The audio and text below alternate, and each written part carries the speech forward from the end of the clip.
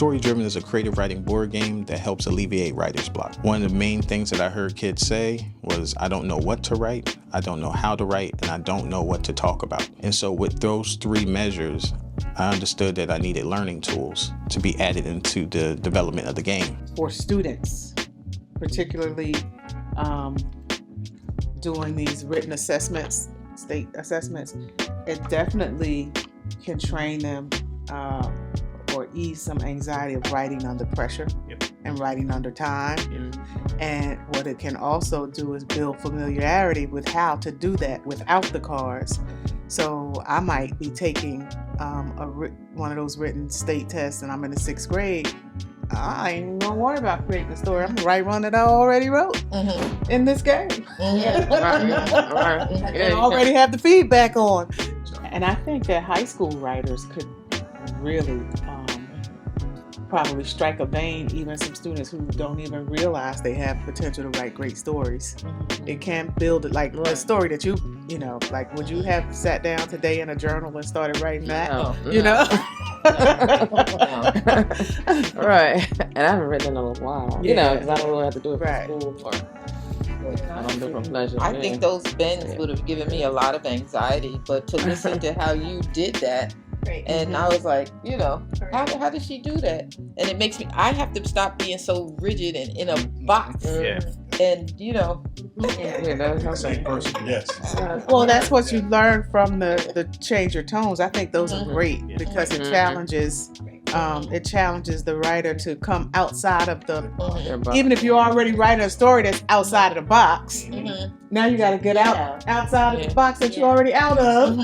Right. The nice thing is though that it gives the element of you're not going to be wrong. Right. You know what I mean? It's not like a right or wrong way to do it. As long as you're implementing the things that are being asked, your story can be as wild as you want it to be, right? I think it will help writers learn how to pivot.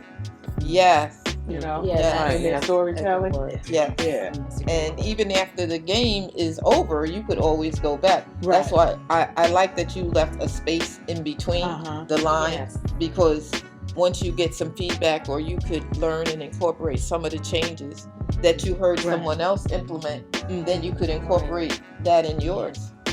Yeah, and the feedback is so good. Yeah.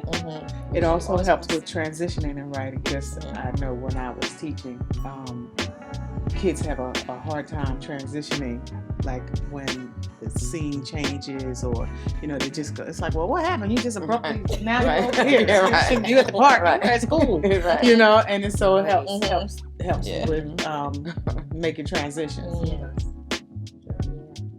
I mean, I also like that that while you're playing, you know how, I don't know if you guys, when you play Uno or whatever, there's so many ways to play Uno. Like your family plays it this way, we play it this way when we're with, friends or whatever.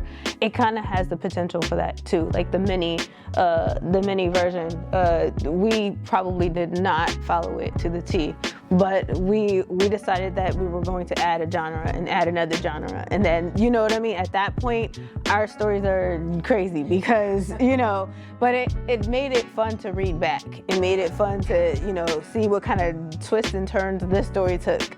And so at the end of the 6 minutes, we would choose another and add it on and then shift our story that way. And then we would read it to each other so that we could see where we're going with it. So it's fun that way too. And I think if you do it often enough and it's seen as something regular, doing it with family and people that you're comfortable with, when you're asked to do it, you won't freak out. I'm used to doing this. And I think that's a good thing, because too often we may not have confidence in something because we're not experienced. But if you get this experience in the safety of your home or in your friends, and even my husband, he used it in counseling this week, and the mom said he never writes this much, and I guess in this sort of atmosphere, just looking at the board or whatever, it brings down the anxiety. Yeah, I was gonna say that, Mike. Actually, I have used these concepts in therapy also. So, and my kids love it. You know, you have like your prompts that you do for journaling and things like that for kids. It just depends on what, but if whatever mental health stuff they got going on, right, is affecting their academic stuff, then it's nice to kind of combine both, because you're helping this skill, but you're also focusing on the mental health too. So, I mean, group therapy sessions, this would be fantastic, because it would pull them out of their, like, especially so we do a group session for kids who have an anxiety about social anxiety. So a lot of kids don't like to talk. They don't want to be in the group. They didn't even want to come. Okay, so calling them out and doing all of that. This gives them an opportunity to kind of sort of work solo, but not really. But you're still doing this in a social setting, but it's not so demanding of them. You know, they're not standing up in front. They can share if they want to share. That's kind of how we leave it. But yeah, this gives them that opportunity to kind of get their thoughts out on paper, be as creative as they want to be, and not be judged on it. You know what I mean? So.